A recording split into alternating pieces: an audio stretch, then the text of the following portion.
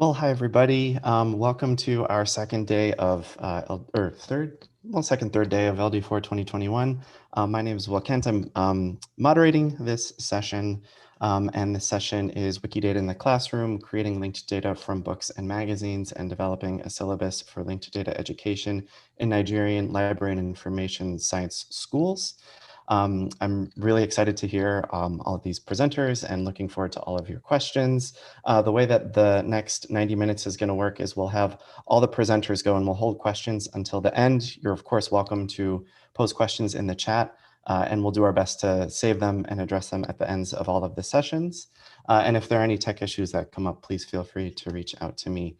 We'll also follow the order of the sketch. So if you want to budget your time that way, you're welcome to do that. And I think that's everything that I needed to cover. So I'll turn this over to Stacy Allison-Cassin, who will be presenting about Wikidata in the classroom. Thanks so much, everyone. Well, thanks, Will. And I just want to express my thanks to the organizers as I get my slides up for having this online event. And I'm really happy to talk to you all today about Wikidata in the classroom, and really also delighted to have some students from class with us today. So we're going to start off with acknowledgement of the traditional territories. And so I'm going to turn it over to Adam to start us off this morning. Good morning, everyone. As we connect today, we acknowledge the extent to which physical infrastructure enabling this conference spreads across this country, not just from here in Toronto, Treaty 13 lands, traditional territory of the Mississaugas of the Credit, Anishinaabeg, Chippewa, Haudenosaunee, and the Wendat, but across the continent throughout many other traditional territories. Now I'd like to pass it to my co-presenter, Cora Coady. Hello, we'd like to invite everyone to consider our responsibility towards each other and the land. Here in the Great Lakes region, this responsibility was documented by the Dish with One Spoon Wampum Covenant. Originally established between the Anishinaabe, the Mississaugas, and the Haudenosaunee, the covenant binds our communities in an agreement to peaceably share and care for the land, in such a way that our dish will never be empty. Thank you, Cora and Adam. And we're going to start off today also with introducing ourselves. So I'm Stacy Allison-Cassin. I'm an assistant professor at the Faculty of Information at the University of Toronto, where I teach in the Library and Information Studies program. I'm also a citizen of the Métis Nation of Ontario. And as some of you know, I'm currently on leave from my position as a librarian at the York University in Toronto. And again, I'm really happy to be with you all today. And I'm going to hand it over to Adam again to introduce himself. Thanks again. My name is Adam Cavanaugh. I'm a master's candidate from the iSchool at University of Toronto. My concentrations are in library and information science and culture and technology. My research interests involve the transition to open systems of information infrastructure and use of semantic archives for digital culture.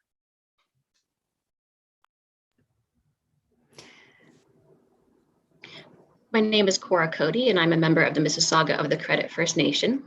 I currently reside in Toronto. I'm a graduate student in the Faculty of Information with a library concentration. I'm also the Indigenous Outreach and Research Intern through the university's Talent Program, a mother of 3, and a certified vision loss rehabilitation therapist. My name is Julia Gilmore, and I'm a Master's of Information student at the University of Toronto. My concentration is in archive and record management, and I'm interested in personal archiving practices and exploring the potential for linked data to support more inclusive and expansive description, access, and discovery of archival materials. I'm currently completing a summer practicum at the University of Victoria Libraries, where I'm using Wikidata to support the creation of scholarly profiles.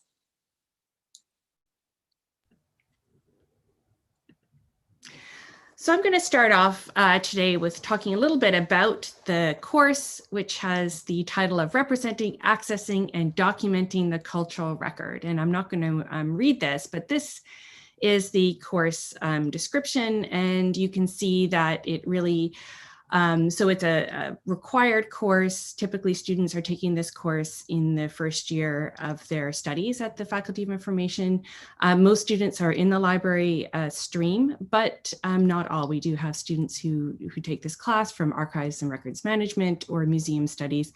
And the class is really about understanding how to create cultural records. So things like we might think of as bibliographic records, but really at this very sort of fundamental place. And again, I'm not going to read all of these course learning outcomes, but you can see here that we're talking in the class about things like representation, documentation. We actually talk about ethics, how we document individuals, how we document material objects. But note there is nothing here about linked data. So this course isn't a course about linked data.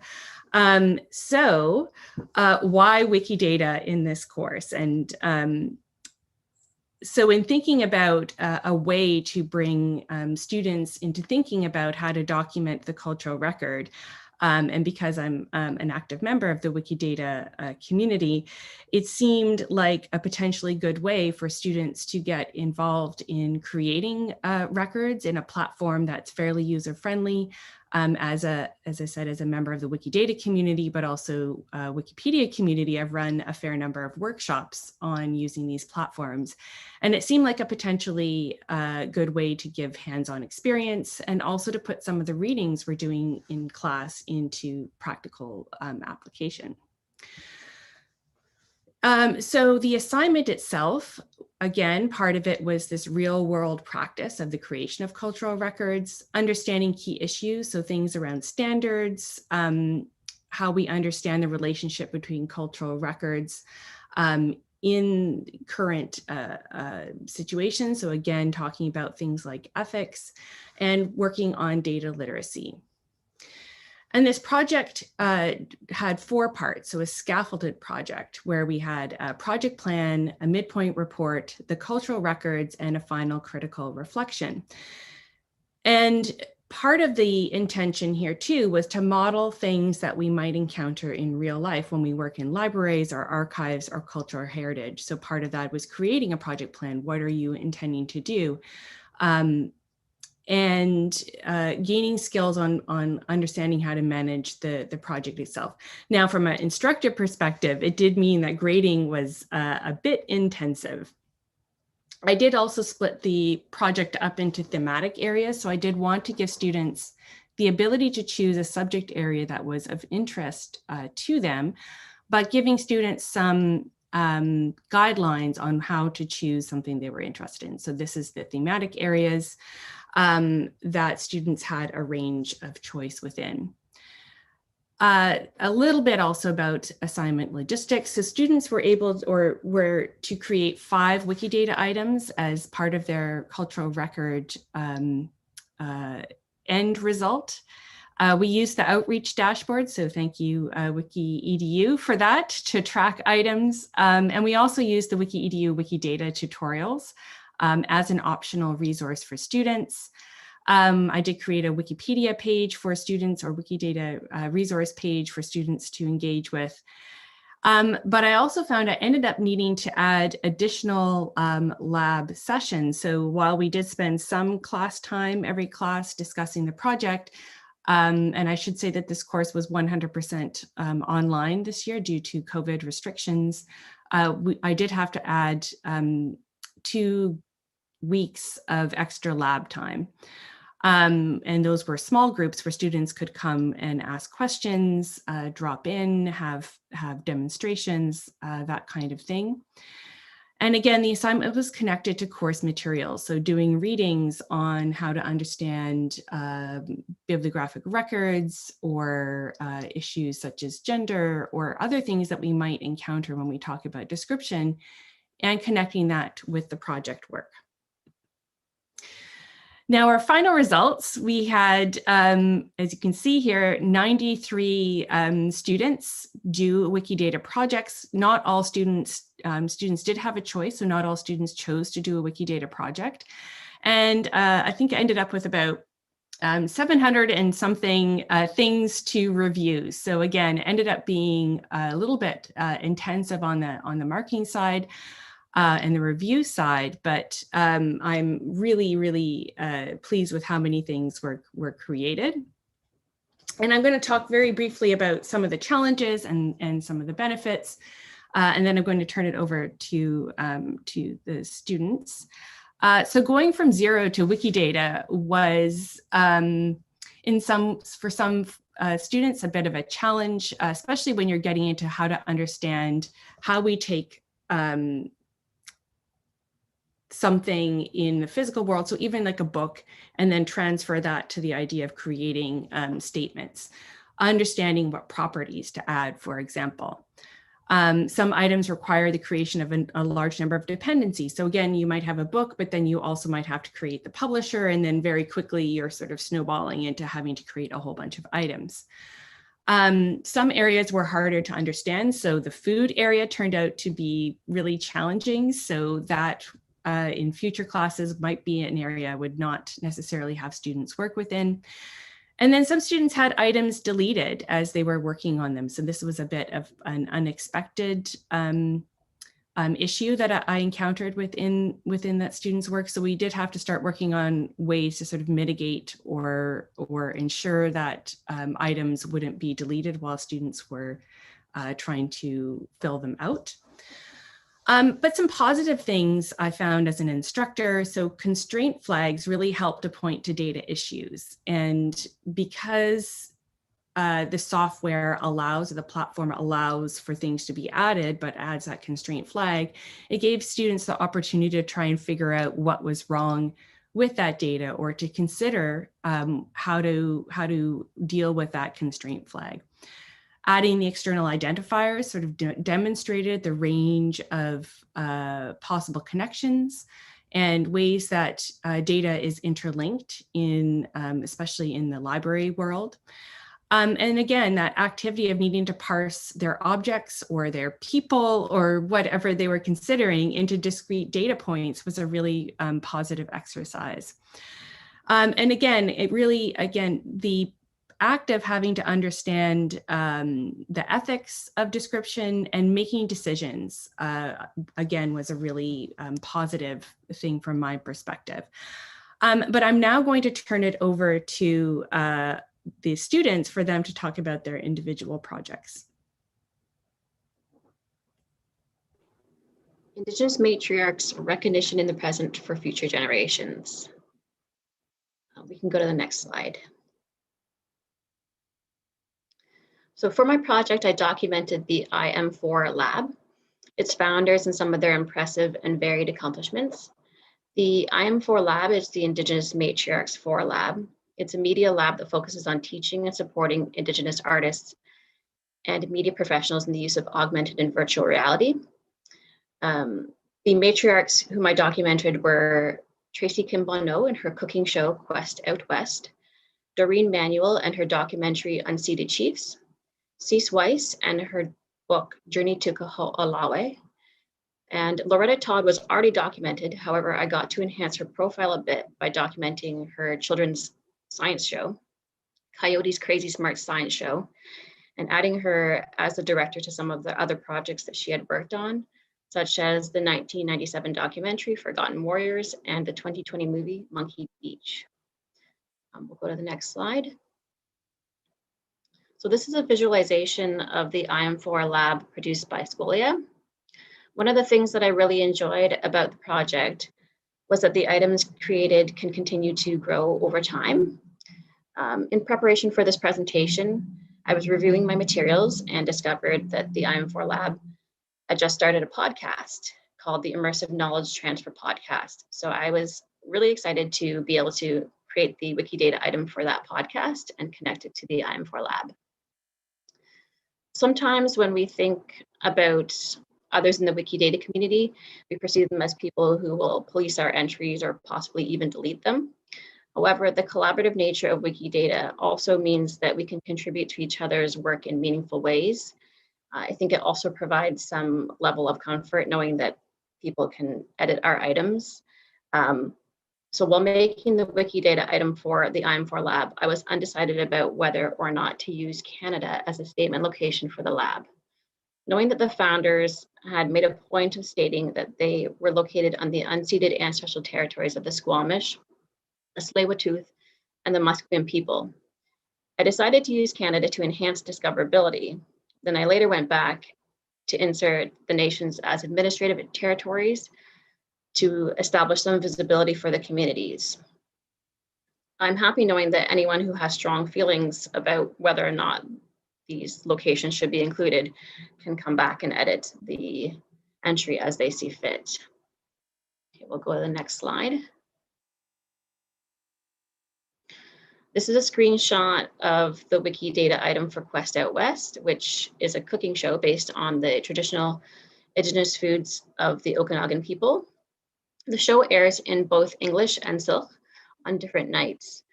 Here you can see the language displayed as Okanagan. I had a bit of difficulty deciding on what to do here because on some platforms it seems that Okanagan and Syilx are used interchangeably. However, on the website for the program and on the Aboriginal People's Television Network, the language is referred to as Syilx. This language is spoken by 7 Indigenous groups in Canada and 5 in the US, including the Okanagan, but not exclusively the Okanagan. Syilx did not exist in Wikidata as a language. I ended up inserting it as an alias for the Okanagan language, but then I was disappointed that it appeared on the form as Okanagan. I'm a firm believer that names and labels should be used in such a way that they reflect the choice of the people they pertain to. In retrospect, I maybe should have made an item for the language itself. And I probably should have consulted with the Syilx language group to ask for clarification and guidance. So next slide. Lastly, I wanted to speak to the impact as a student of being able to choose a project that I feel personally motivated by and invested in. As an Indigenous student scholar, I think we often feel responsibility and compulsion to contribute to the community by continuing to discuss very important ongoing issues, such as the truth about the children who were interred at residential schools, the disproportionate number of missing and murdered Indigenous women, and the crucial work of land defense and water protection. These are things that we need to talk about to create movement and awareness. This work is difficult and exhausting, and the result is an overwhelming journalistic and scholarly landscape of trauma.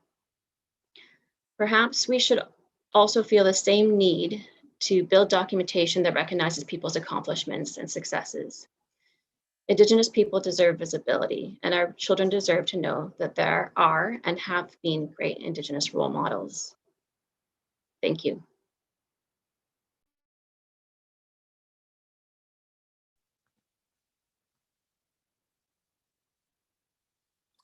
For my project, I decided to document public swimming culture in Toronto.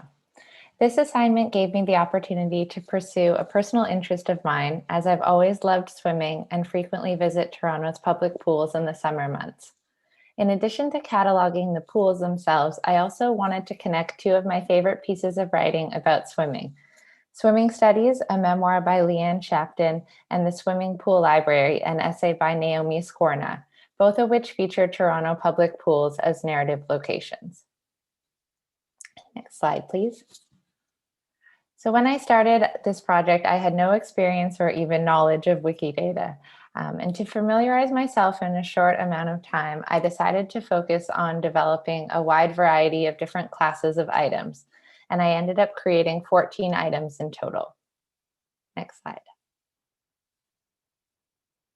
I was interested to see how much context I could provide for each item within the structure of Wikidata, and I spent some time exploring which properties I could use to achieve this goal. The narrative location property allowed me to link the physical pool sites with the literary works. I used quotation as a qualifier and then added a few lines from either the book or essay, which you can see an example of in the image on this slide. I reached this decision after reading the property discussion page, where another community user had wrote about using narrative location to create a map of places in Copenhagen featured in different books. I really liked this suggestion as it helped to bring the experience of swimming in these pools to the surface and situated the pools within a larger cultural framework. I used property 8371, references work, tradition, or theory, to connect the two pieces of writing, as Naomi Skorna makes mention of swimming studies several times in her own essay. I also uploaded and used existing images from Wikimedia Commons to add visual representations of the pools and the named after property to incorporate some community history. Using references for all of the statements also allowed me to point outside the platform to additional sources of information on public swimming culture. Next slide. One goal of the project was to represent the different needs and experiences of pool visitors. I added statements to indicate one pool had gender-neutral washrooms and that all of the pools were wheelchair accessible and free for use. While I was satisfied that I incorporated some accessibility considerations into the pool's descriptions, I was also disheartened that these properties were not widely adopted or even discussed with more regularity within the larger community of Wikidata. Swimming pools themselves are also not well represented here. There are thousands of items for books, films, albums, but very few for swimming pools, and thus there were limited examples or discussions to refer to when I was creating new items.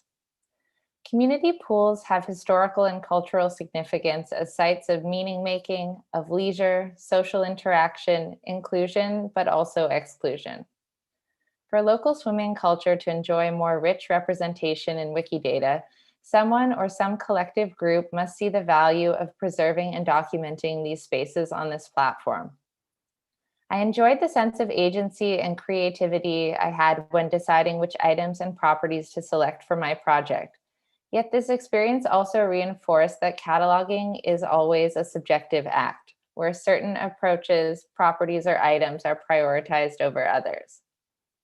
Looking ahead, I would love to see this project extended as part of a local history hackathon or through outreach to neighborhood groups and community members who would be able to add even more descriptive content and context beyond what I've contributed during the project's timeframe.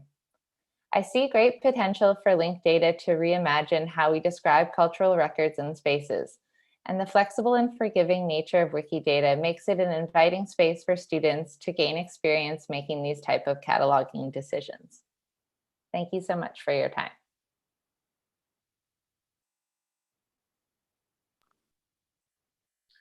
So this is my project's title, High Park Biodiversity, the Linked Data of Ecology and Ecology of Linked Data. We can go to the next slide.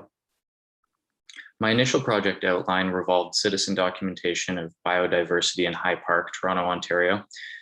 By surveying existing efforts to document biodiversity, I could determine how to supplement with entries of my own. After identifying associations that work to monitor invasive species, I recognized a conceptual conflict in organizing the documentation around municipal space versus ecosystems. So for this reason, I narrowed my project from the entire park to the Black Oak Savanna as a specific ecosystem within the park. We can go to the next slide.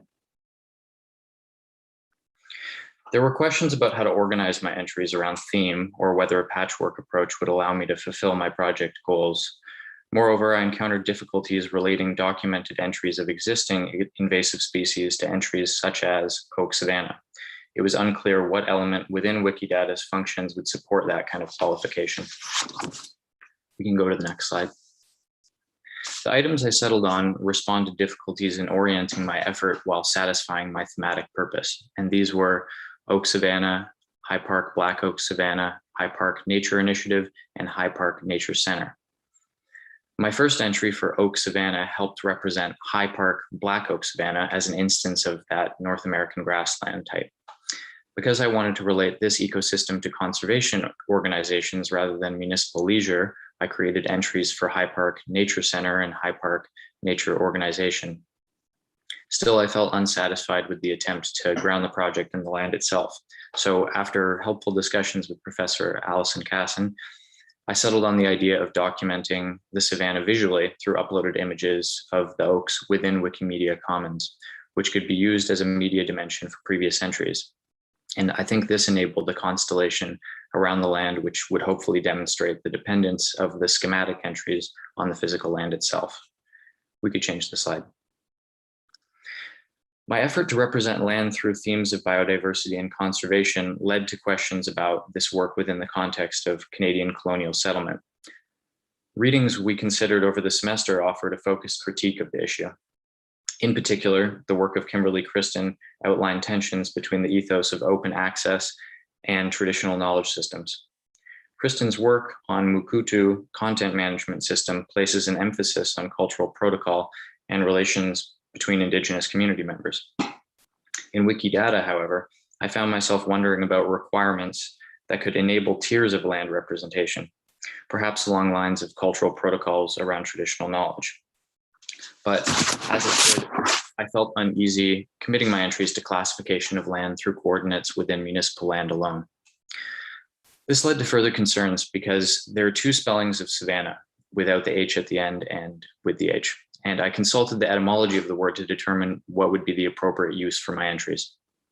When I did so, I discovered how the word itself was taken from Indigenous peoples of the Caribbean by Spanish colonizers. The Spanish took the Taino word for sheet, zabana, and applied this to a transitional grassland ecosystem found in other colonial contexts, such as Africa. So in using classifying schemes that correspond to this definition, my question was whether these entries might be seen as capitulating the process of cultural linguistic absorption. So the process of learning to use Wikidata can be considered as one of making data legible. And as students, we learn to navigate the spaces of linked data at the same time we're determining them through that navigation. Nevertheless, within the struggle to use this framework consciously, I think we develop best practices for our future use. And for me, this pedagogical approach, combining critical research, self-inquiry, and open discussion, was crucial in developing such a practice. Thanks for your time.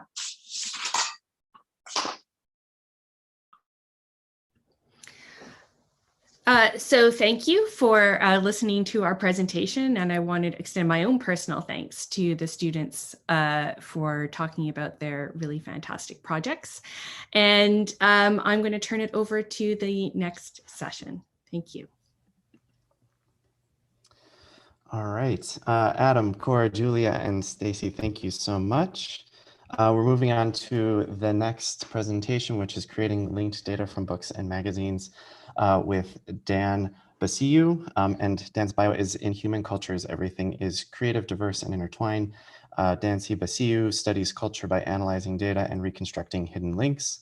Now assistant professor of digital tools at TU Delft. He was a former postdoc and lecturer at UC Santa Barbara and student at Illinois Tech and ETH Zurich. His work was supported by Fulbright, the Swiss National Science Foundation, Hathi Trust Research Center, and was awarded, among others, the 2020 Haskell Prize.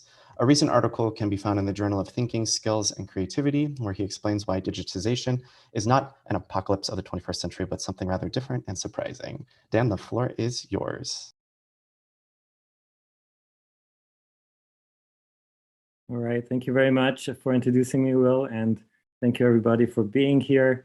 It's amazing. I'm so happy that we can do all of this with everything that's going on.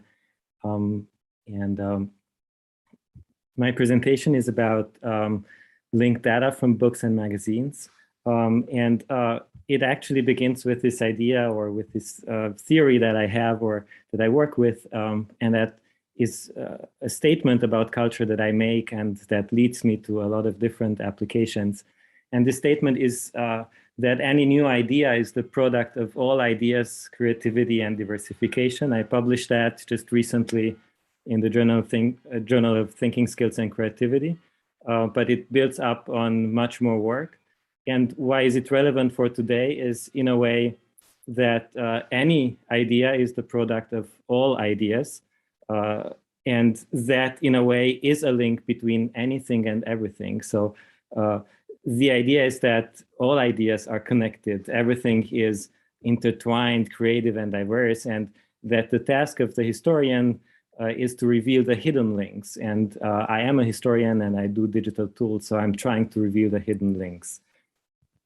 And here's what this led me to. One of the products that I and my laboratory have done, you can see here maps of human culture about, these are a collection of news on science and how they discuss different topics. The white dots are publishers across the US, and the red dots are what they're speaking about, the content of their news and articles, and the lines connect what somebody's saying to the place of something that is mentioned in their content.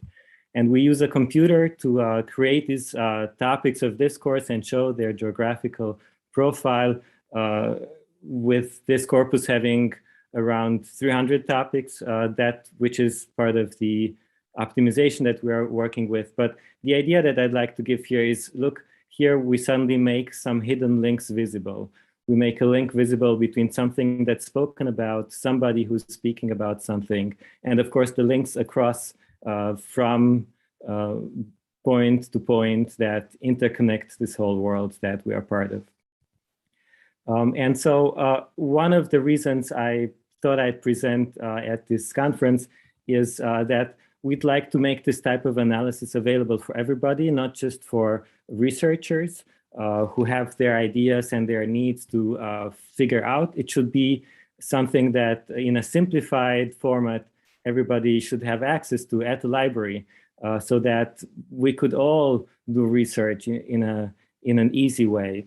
And also I will be, and I'm looking for participants and institutions who wish to collaborate, but more on that later. My presentation today, the good news is it has only 2.5 more slides. And these slides are the basic idea, why Wikipedia is useful for computers. And we use here Wikipedia in particular, but of course it applies for other knowledge bases as well. And finally, which is the other half slide, is how libraries can become research centers if we think this way. So consider, and this is the first slide, it will become a little more complex, but this is how I'd like to start it. Consider this page. It's a Wikipedia page, and what we like about it is that it has all of these links on it. They are fantastic. You see the alphabet, but the alphabet, there is the Phoenician alphabet. There is the Sinai Peninsula, where some alphabet started some time ago. There is the Roman Latin alphabet.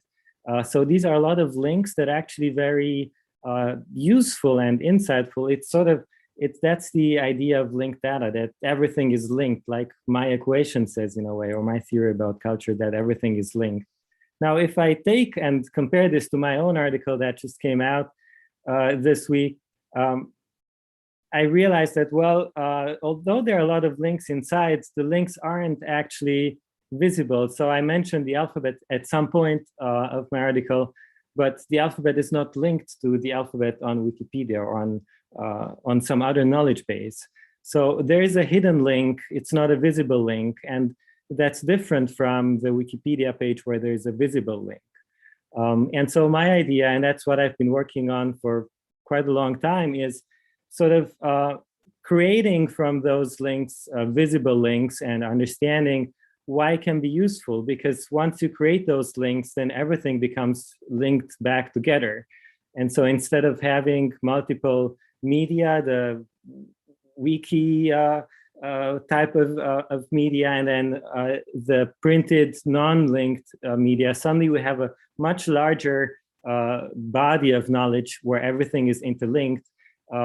We know of it, we think of it that way. When we read alphabet, we know there is a Wikipedia page on it, but it's not there for the computer to read. So the step here is sort of teaching Wikipedia or Wikidata or Wikimedia to the computer, so the computer can actually find those links and help us work with them. Because then suddenly the data is much richer and can be studied in a richer way. So here I come to the second slide, and the second slide is about the applications. And we've developed a lot of applications that start with the idea that data is becoming linked, and suddenly we can know a lot more about what is written in the text, because we know the alphabet has certain geographical implications to it, for example, or we know that some alphabets are used in certain parts of the world, or we know something about the date when it was invented, or other things that we can suddenly study when we look at the text. So suddenly the text that I work with is no longer just that printed text without links. It becomes a mental representation that is much richer than the initial one. And so this leads to the applications that we've worked on.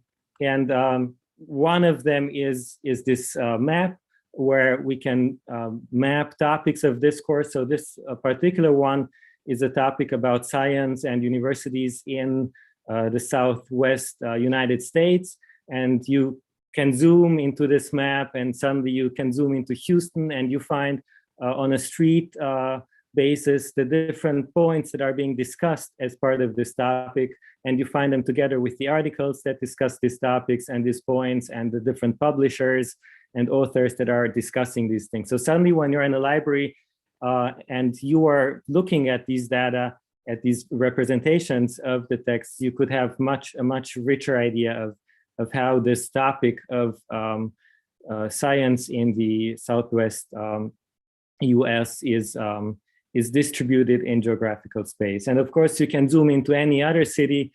Some cities I've been to, some I've never been to. And that's good, because that comes with the idea of having this knowledge base. That's the wiki knowledge base that everybody's contributing to. And that's why it's so important that it's a very good knowledge base, because we can use this knowledge base sort of as a common brain for everybody, that we teach the computer, and then the computer can help us find our things. And that's why it's relevant that this knowledge base actually represents our own, the collective perception of knowledge. And so we create these maps. You can zoom in and out, and suddenly you can find your books on a map, like you find your hotels on a map, which wasn't possible before, but will become possible now. Another thing that we've been working with is also historical data. So Wikipedia will contain a lot of historical information about things. And so here we studied topic models and looked for historical elements inside the topic. So for example, this topic 203 is about art museum and collection.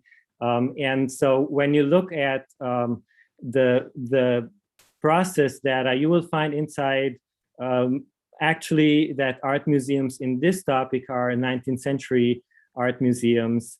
And you'll find the different artists that are part of these, sort of part of this topic. And you'll find on the right side of the screen, you'll actually find also the 19th century and which particular figures that are linkable. So when I click on the blue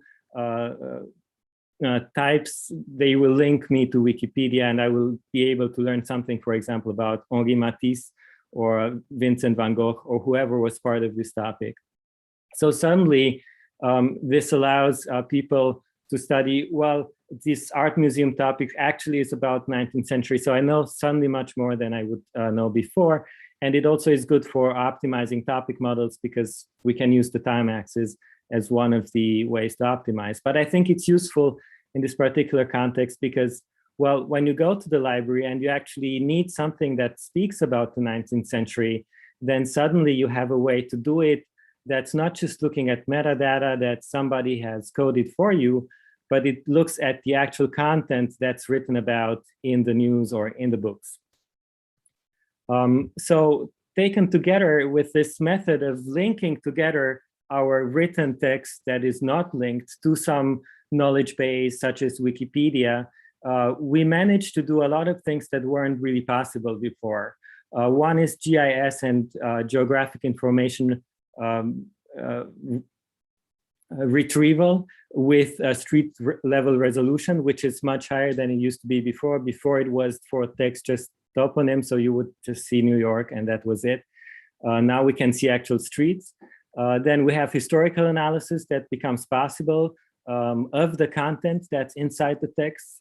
and we have an enhanced analysis of topics that's becoming possible. So here, at this point, it's still research.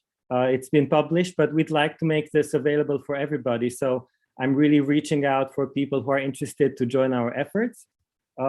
Again, we'd like to make this available.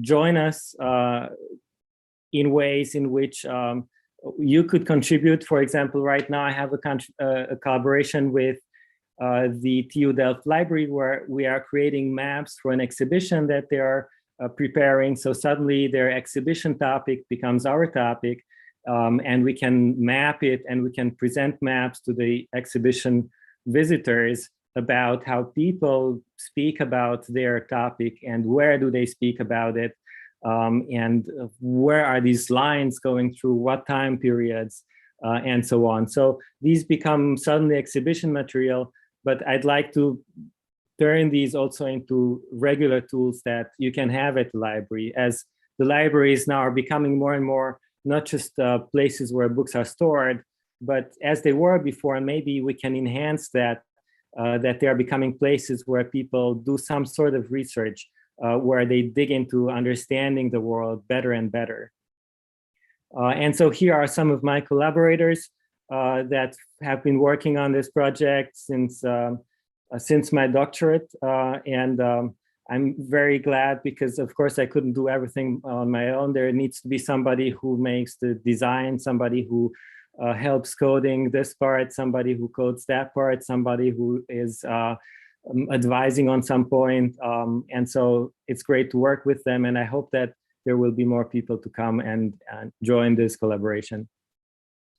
With this, I'd like to thank you very much and give it over back to Will so he can introduce the next session. Thank you very much. Wonderful. Dan, thank you so much for that awesome presentation. Up next are Victoria Sokari and Zeneb Abba Hilaru. Victoria Sokari is a senior librarian at the University Library at Bay Arrow University, Kano, Nigeria. Her area of expertise is cataloging metadata and knowledge organization. Zeneb Abba Hilaru is a lecturer at Bauchi State University in Gadao, Nigeria. Her special areas of interest are cataloging and data visualization. And this session is called Developing a Syllabus for Linked Data Education in Nigerian Library and Information Science Schools. Let me just pull up the presentation, and Victoria and Zeneb, you can take it away. So let's see. Can everyone see the presentation? Okay. All right. So Victoria, Zeneb, it's all yours.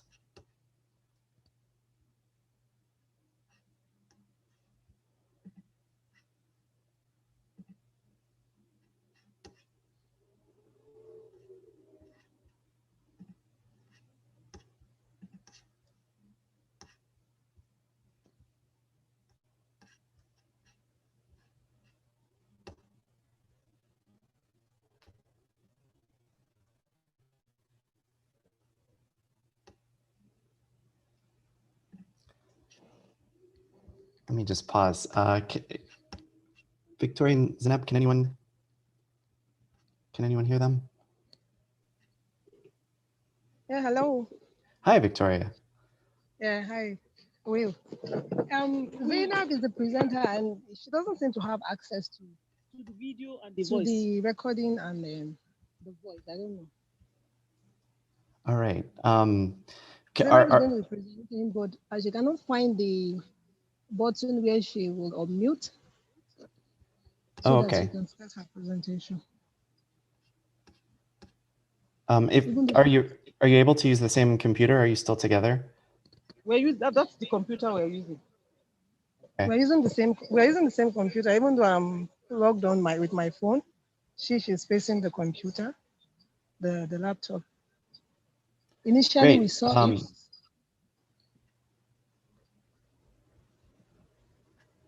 So let me just share the presentation.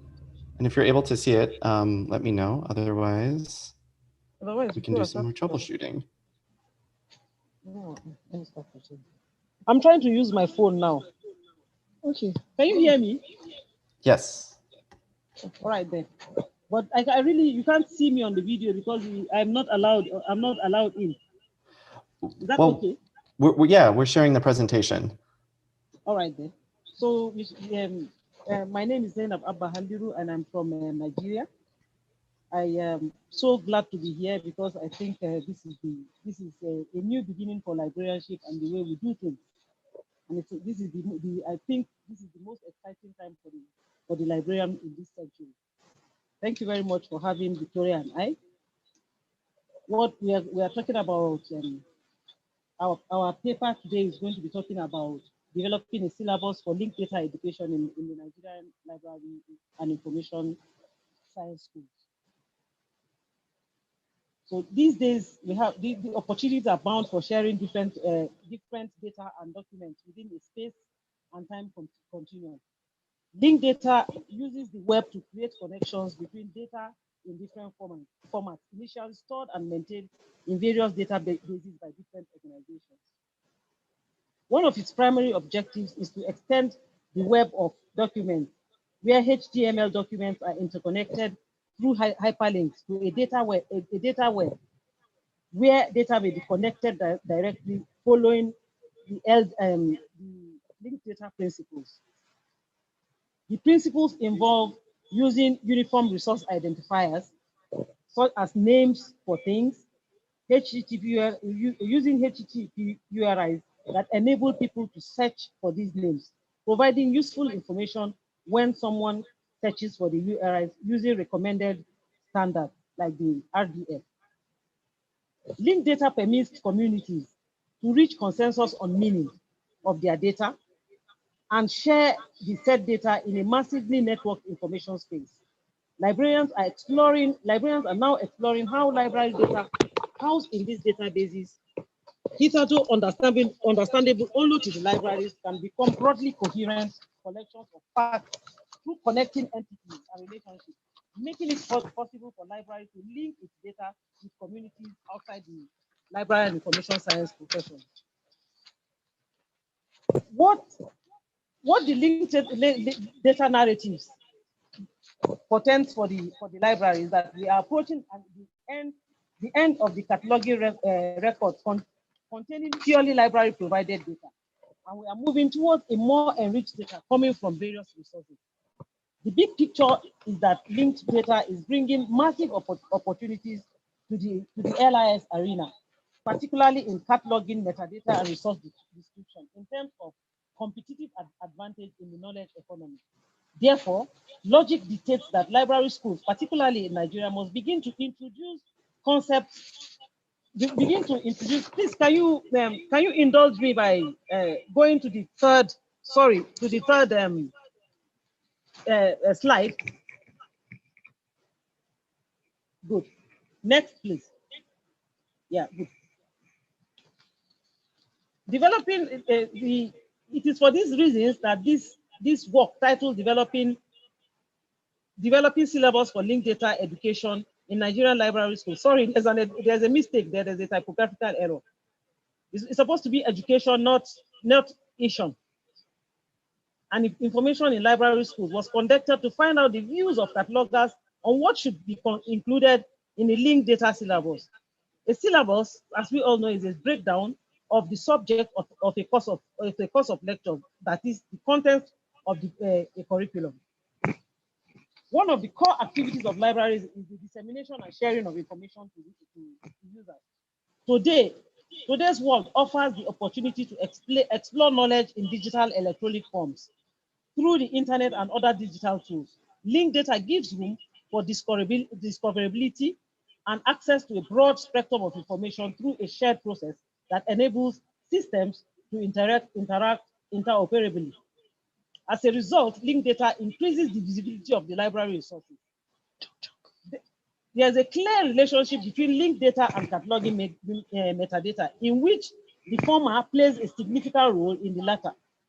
The relationship is so because libraries always strive to share information amongst themselves and other cultural institutions by attaining a universal bibliographic control, and linked data offers more opportunity to do that. With the benefit and newness of linked data to library and librarianship, particularly in Nigeria, it becomes pertinent for library schools to incorporate the subject into the syllabi of cataloging and metadata and resource description to educate potential librarians about it as early as possible. Against this background, the study is, well, we know the title of the study.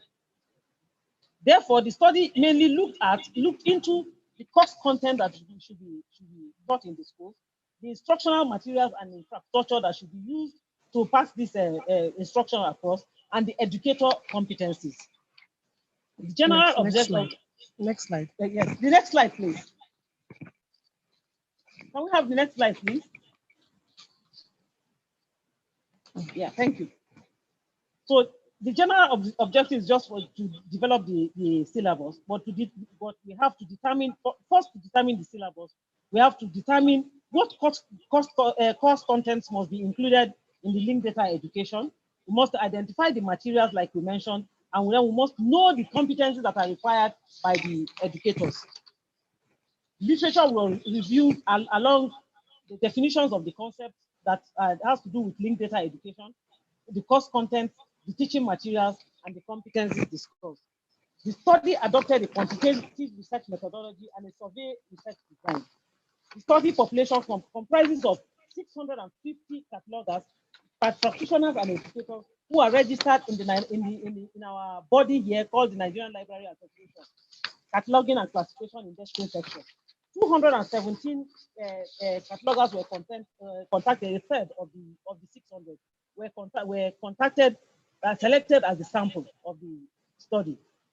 The instrument 186 questionnaires questions were returned.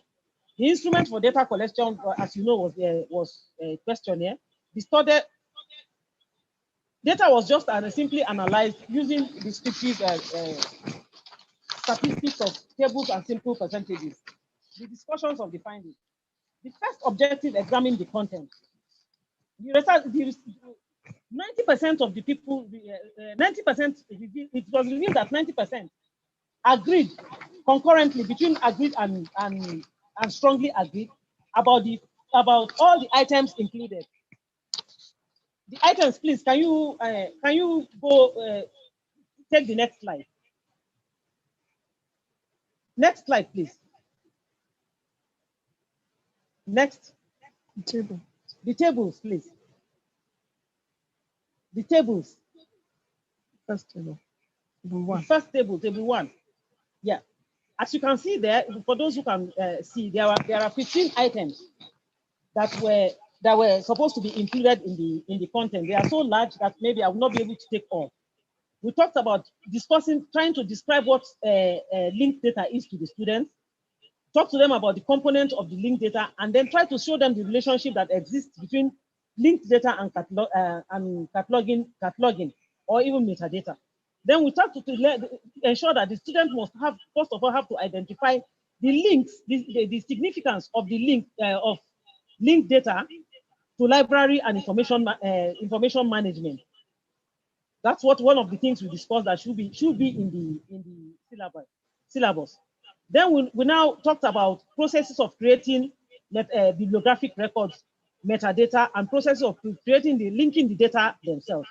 Then we decided that we should also discuss the formats, all the formats that are necessary that constitute linked data, then the conceptual frameworks and all the models that should be used.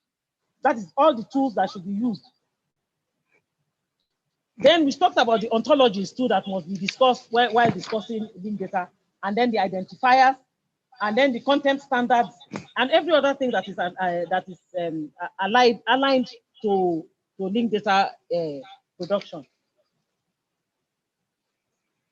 Now, the researchers believe that the agreement is high, as high as 90%, because we all in the library LIS narratives, we know that among it's looking as though the GLAM communities are coming all together under one umbrella. Everyone is interested in what everyone is doing. So everyone seems to know what is happening with everyone, with the inception of starting from RDA, since the discussions on RDA started till date. we all seem to be coming under one umbrella. Secondly, the materials, the next slide, please. The slide on the next slide, please. The slide about the infrastructure. The slide about, yeah.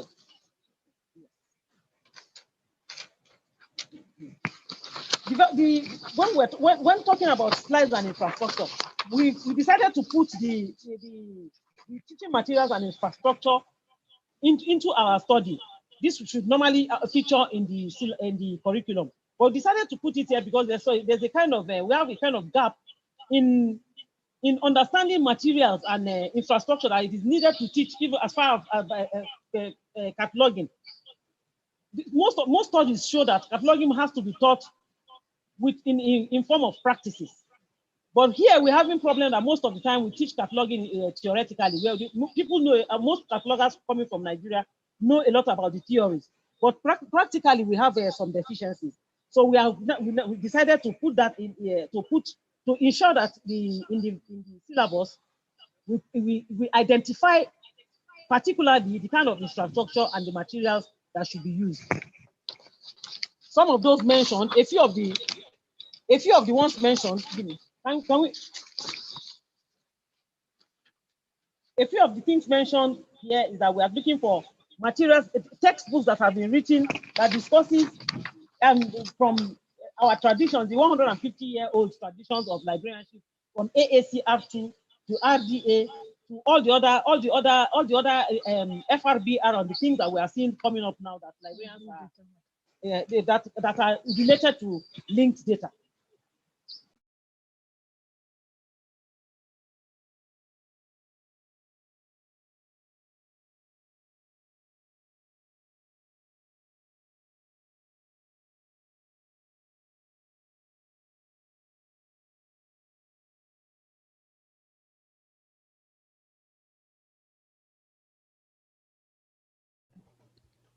Victoria and Znab, can you hear me? You still there? Oh yeah, we're having some network challenges. Oh, are we on now? Can we have yes. the competencies, please, table 3. Thank you very much. Table 3 shows the competencies that we try to identify. Table 3 shows the competencies that we try to identify that should get the educator, the linked data educator, ready for teaching, taking the syllabus. Some of the things that the educator needs actually has been ongoing amongst catalogers. We are talking about being committed to lifelong learning. All catalogers have to be committed to lifelong learning.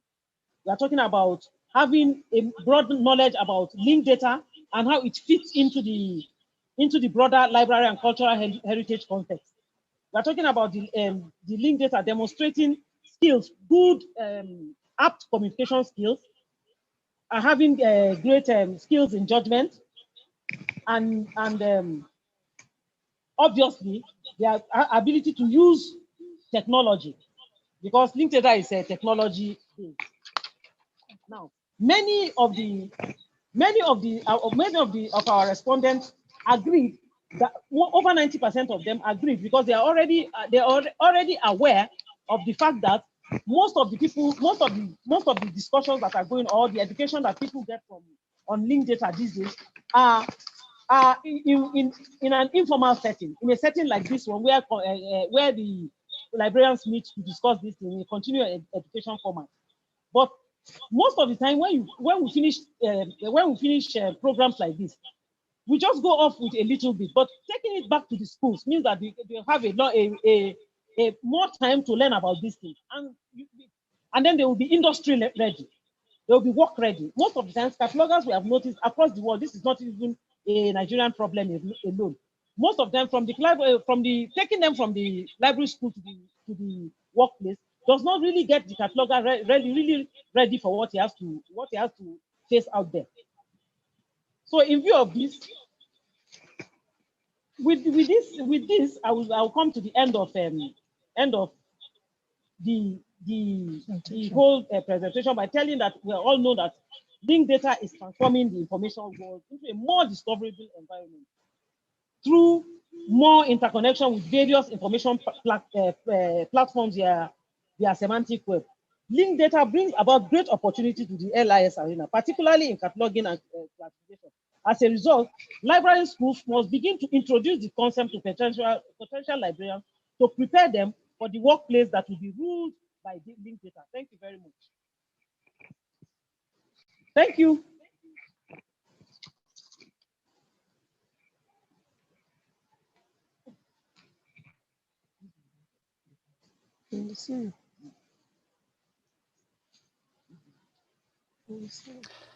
All right, Victoria and Zainab, thank you so much. Okay, thank you.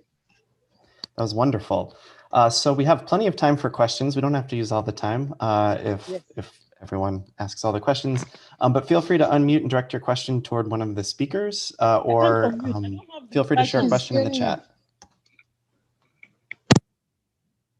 Okay, all right.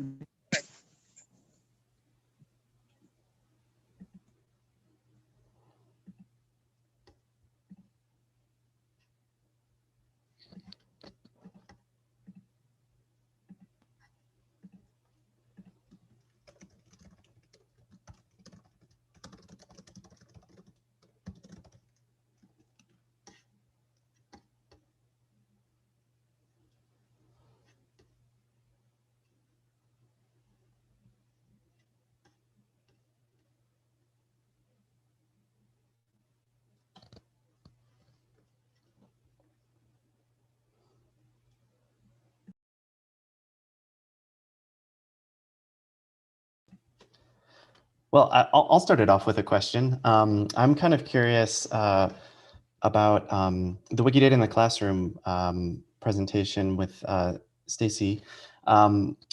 If you were going to do this assignment again, do you have some things that you would change moving forward? Thanks. Well, yes, I do. So I am planning to run the assignment again in September. So I mentioned a few things. So the thematic areas, for example, the food area I realized was fairly or less developed on Wikidata, especially in terms of projects. So being able to say what properties were available. So I would probably, or I'm planning to sort of restrict that a little bit more to areas that are more well developed in terms of supports and helps that are available within the Wikidata community. The deletion of items was unexpected. So, and that is partly my own fault. So I answered one question about that. Some of that was people in the community, Wikidata community, not being as clear on the notability requirements for Wikidata as being different from Wikipedia. But I would also say I didn't communicate necessarily that when creating Wikidata items that you should fill those out as completely as possible so that they don't look really empty. So that was part of the problem too. If you had empty items, then people would actually quite quickly, more quickly than I was anticipating, delete those items. So things like that, just to give a bit more structure around the things themselves to help guide particular areas of choice. So those would be the kinds of things I would change. Stacy, it looks like there's another question for you that has just come up in the chat. Sure. From Alexandra, she asks, Stacy, I'm wondering how one could adapt what you've done for a shorter project. Yeah, I think you could make it a shorter project. For example, I think part of it is restricting. So if you were to restrict to one particular kind of area or thing that you are working on, then there is less time needed maybe for exploration and ideas. And I think, again, it's about what you are trying to teach. So really in the class, we were exploring ideas around what does it mean to describe things. So fairly general, but you could probably tamp that down a little bit and maybe also think about restricting it to fewer items. So that would be the kind of thing that you could do. Great, thanks. It looks like there's another question, this time for Zainab and Victoria. This question comes from Arden Kirkland, and Arden asks, can you share your slides and or tables of the criteria for the study? These are very helpful criteria to examine. Yeah, tell them. Yes, we would really like to do that. Yeah, we wouldn't mind. But Michelle should be there over there. Yes, it's on the shed already. We've uploaded it on the shed. Oh, that's right. That's right. Yeah, it is already available actually under the panel node on Sched. So anybody can download those.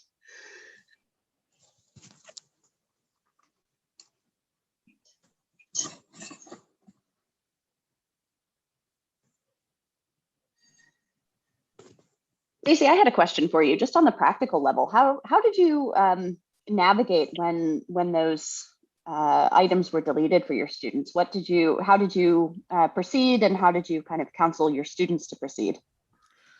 Well, after the first time it happened, Will know, because I sent him a panic message going, have you heard of this happening? What's going on here? So,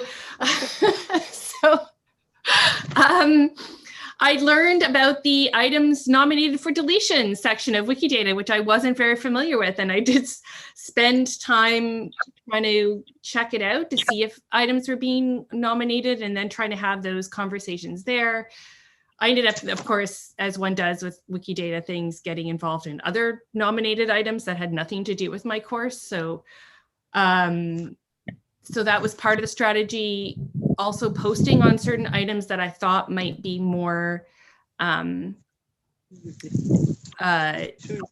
the word I want to look for? But vulnerable, things that I thought might be vulnerable. I actually posted on the talk pages to say, please don't, this is part of this project. It's going to be worked on, because we had some students were adding items, for example, for local businesses. So if you're documenting particular neighborhoods or things that might look like they might be from a commercial purpose, that was where things also got a bit like, if it's going to be perceived as sort of self-promotion or something that might not be as well documented with identifiers and that kind of thing. So someone did, anyway, things like that. So vulnerable topics, I ended up watching a little bit more carefully.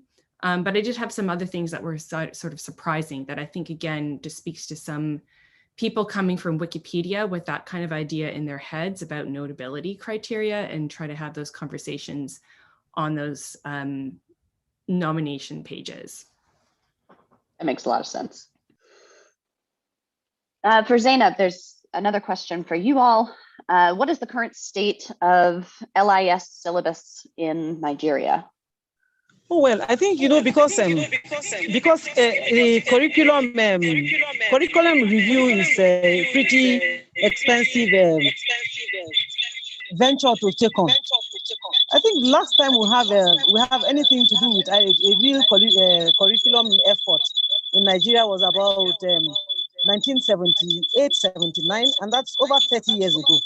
So with this, you can see the kind of lacuna between us and the developed world, where when you have discussions on cataloging, the growth of cataloging going on, we are still stuck in the AACR tradition. When the world has obviously moved from AACR to RDA to well, of course, individually, most librarians, there are so many librarians around who have trained themselves, maybe probably thankfully with linking with other people, been able to train themselves on RDA and now linked data. Well, because I've been following the narratives for 2010 to now is about 11 or 12 years, not so. So I've been following the things and I've been having to train myself on these things. So we still have, as a collective, the cataloging is not looking so good for us. So some of us now are trying to move maybe in the classrooms, trying to improvise to teach our students to go out there and be ready. But we are doing it outside the curriculum, not what the government provides. We just try to go over and above for ourselves. Yeah, this is really interesting, Victoria. Can you, sorry, Zainab. We have a little bit of feedback on your end. I don't know if it's maybe your connection or. Yeah, I'm having problems with my connections. Yeah, but we're using. This actually sounds much better now. Okay, yeah. So maybe we should just use this one now. Thank you. Yeah. This is doing well. Could I follow up on what you were just saying? I'd like to ask a little bit about what kind of resources you used to educate yourself, as you were saying that there weren't many kind of state-sponsored programs and. Okay, well, webinars most of the time, and those two could be pretty expensive. Sometimes we're working with linked data and RDA, I get snippets from YouTube.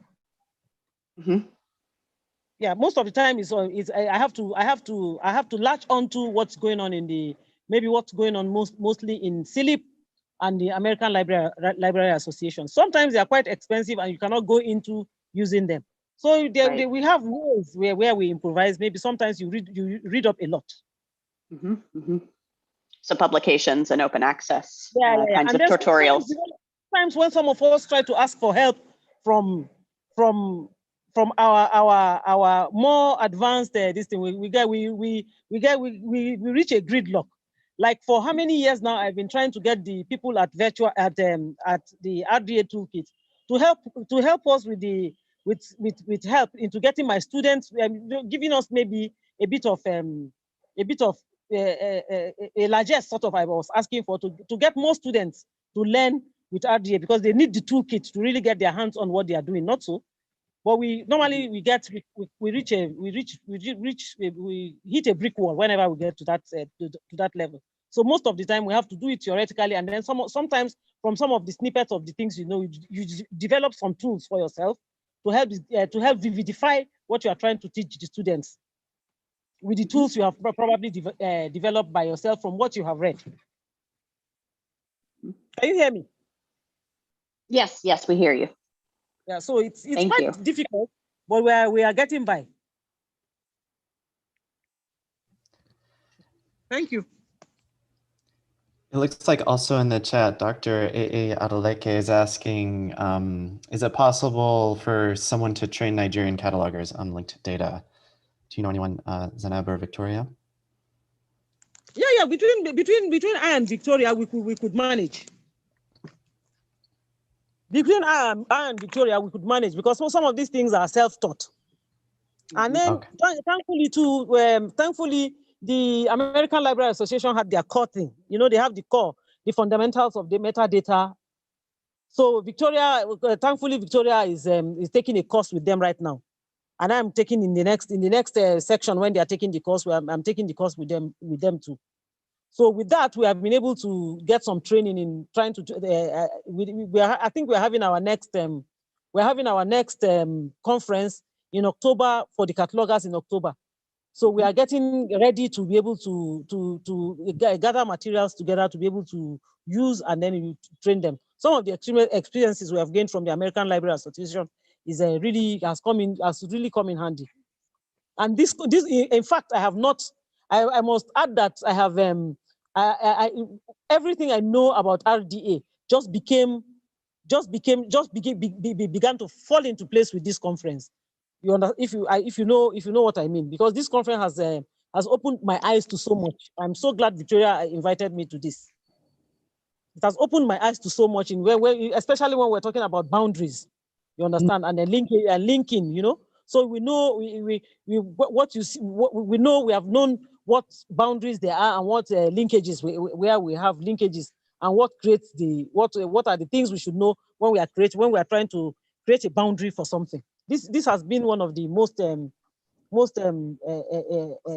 exciting times for me as a cataloger, because so many things made sense. Just this conference alone, all the areas I've been running all over the place because out of excitement, and sometimes I'm knocking myself out.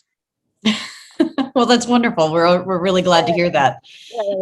This might be a good opportunity to remind everybody that conversation can continue over the Slack channel, and if you haven't joined the Slack channel yet, the links for doing so, the invitation, are available on the conference website.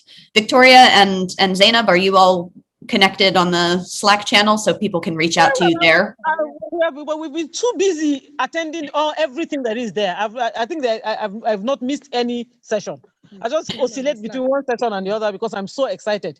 You know, everything I have learned just began to make meaning with this conference for me. That's you know, great. Yeah. You can imagine 10 years of learning beginning to make sense in 1 week. I've got a quick question for Dan, if I can jump in briefly.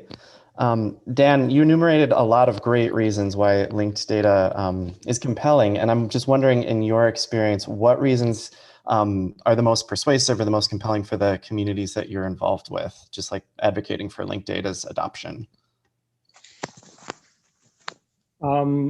Thank you very much. Yeah, that's a, a good thing to summarize. But certainly, one of the most interesting points we've been successful with is this geographic information retrieval on with street level resolution, so that you can actually, so previously when you looked at mapping some geography, it would come with a city name or a place name. Now this place name refers to the city in general, not to a particular place in the city. And so you're going to have a network of cities in the end that you can get out of the texts, which is nice. But for me, also as somebody who's trained in architecture and urbanism, the streets are much more relevant. So it's important to be able to get onto this street level activity. What is going on? What are people discussing? In which streets are certain parts of the city more linked to some topics, other parts of the city to other topics? And so this becomes possible through the linked data, because then suddenly we know an institution is located at some particular point, and with because we make those links, we can suddenly get the information that's geographical from some other text that's linked to the original text. So that's a very important point. The other point that's really important is sort of the controlling of historical information. So when you're looking at a book and you don't know what time periods does it cover, of course you can put a date on it when it was written, but that's probably not the material it covers, because if a book was written in 2020, it could still cover something at the beginning of the universe when the Big Bang took place. So suddenly you can get an access into that type of content, and you find a distribution of different historical elements that are part of a book or a piece of news. And finally, what I think is the greatest advantage is that it feeds into this understanding of culture as something that's interlinked, that's collective, that where everybody is part of, and where we are all collaborating and working together, because suddenly the links are visible, and we can study that collective effort of culture, which I think is a very nice point, to be able not only to create, metadata for a book or for even an entire collection, but to see at an entire collection as, for example, the image collection of the Society of Architectural Historians, or a lot of books about science, or Wikipedia, or how are they growing together? What are our individual efforts putting together on a large scale? So kind of getting out into space, as some people have started to do these in last week, flying on top and seeing the Earth from above. The same way you can do without actually flying, you can just take this view of linked data as a whole, and go on top of the Earth and see where our links are going through. Where are they flowing through? How are they changing? And how each of us is contributing to what we see. So that is probably, the nicest, but thank you for this question.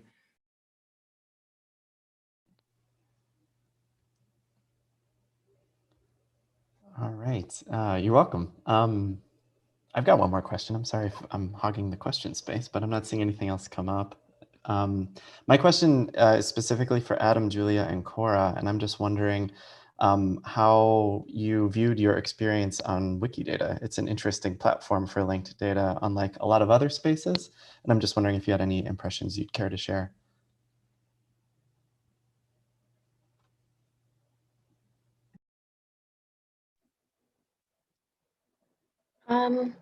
Sure. So I actually was lucky in that I started learning about Wikidata and just before starting the class, unknowing that we would be doing a Wikidata project in class. So I originally found it a little bit disorienting, but with some investigation, I learned that it was a great tool to use to sort of enhance discoverability and visibility of things that are often not documented. Some of the things that we talked about in class that I really appreciated were having the opportunity to talk about items that are not normally documented, because there have been a history of certain things being documented throughout time by a certain group of people. So having the opportunity for other groups who are not used to documenting things to get out there and make a mark and talk about what they think is important, I found that really, really useful and very impactful.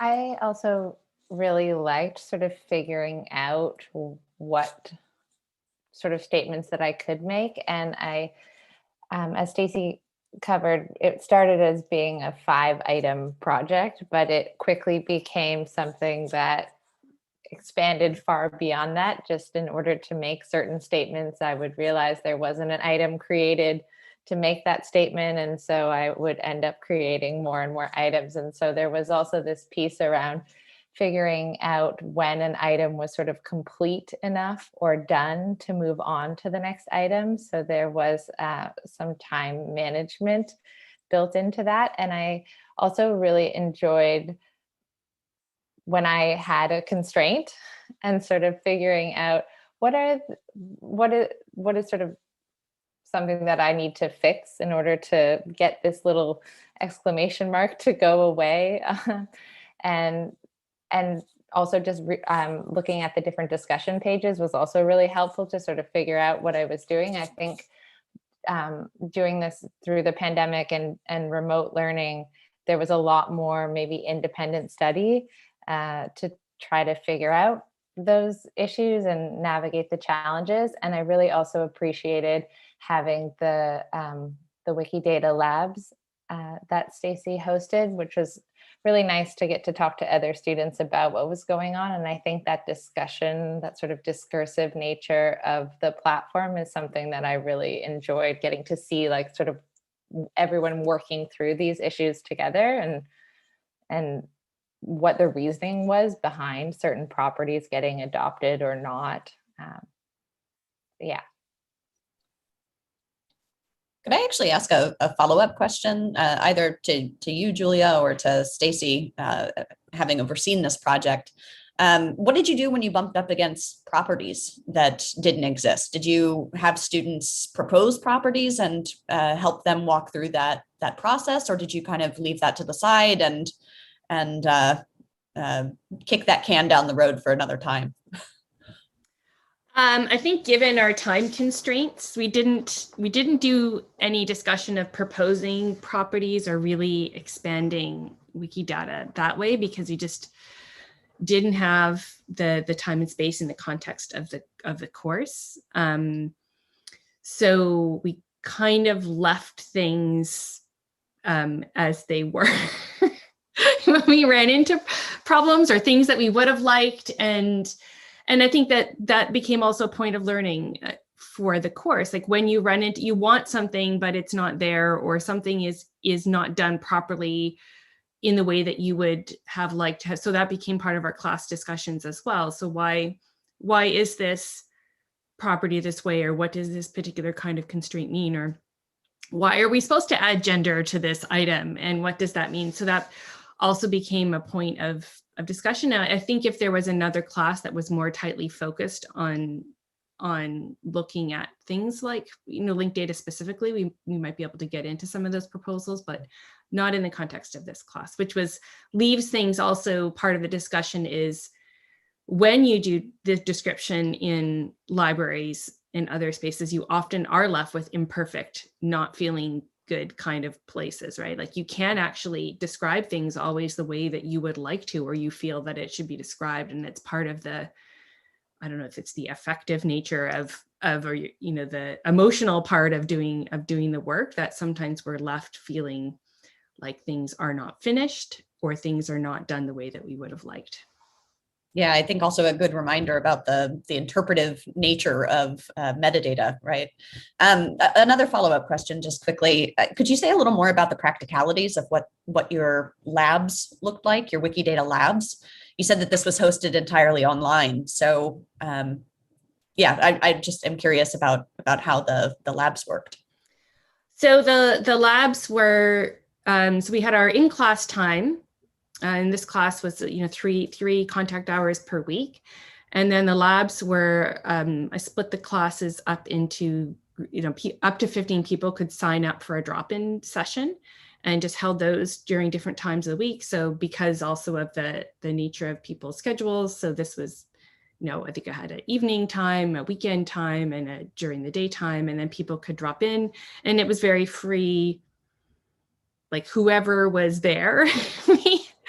We had just, would ask a question or ask to demonstrate something. And like Julie, I actually found them really, really, really wonderful as a time also for me to because the classes were bigger, to be able to get to know the students a bit more as well, because it was an online class. And so I found those discussions really, really interesting and helpful. And also I should say the class pushed me a lot as well. I mean, I learned so much from the discussions. And so I think it is really also that kind of co-learning space where, that really helped me really think about a lot of things too. So I really also always want to express my gratitude to all of the students and bringing that thoughtfulness to the work. Sure. Yeah. Did you do those labs all the way along, or did you focus them just at the end of the course as the class was, or as the project was kind of wrapping? Yeah, and this comes to sort of the time constraints of what I could offer as instructor, because so I was teaching 3 classes last term, and so that's whatever, there's 9 contact hours and 2 classes were this class, so it starts to get a little bit heavy from an instructor perspective. So I offered 2 weeks, around maybe, was it midterm, like sort of just after, partway through the class, but I also had the deadlines for the pieces of the project sort of throughout. So the cultural records part was actually due, I think we had to do in March. Is that right, Jim? So enough time that there was time to write the reflection piece. So it was not left to the end. So it was probably just after midterm, when people had done work enough to start running into questions. Right. But I probably could have added more. So that's something I'm thinking about doing next time, is how to have more of those kinds of sessions. Mm-hmm.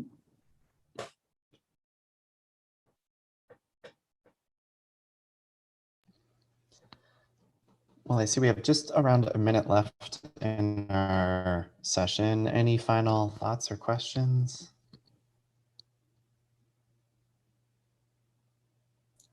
Maybe while we're waiting for final questions, we could also offer a round of applause, a virtual round of applause for our speakers. Yeah, a special thank you to Stacy and Adam and Cora and Julia and Dan and Victoria and Zainab for taking the time to present their research to us. I loved this session. I thought it was fascinating. And I'm pretty sure everyone would be thrilled to keep these questions coming, either over email or over Slack. So please do keep in touch with each other. I also want to thank Anne for handling the chat. That was a great job, Anne. I would invite everyone to enjoy the rest of the conference. Thank you so much for attending the session. Thanks again to our presenters, and we'll we'll be in touch. Thanks, everyone.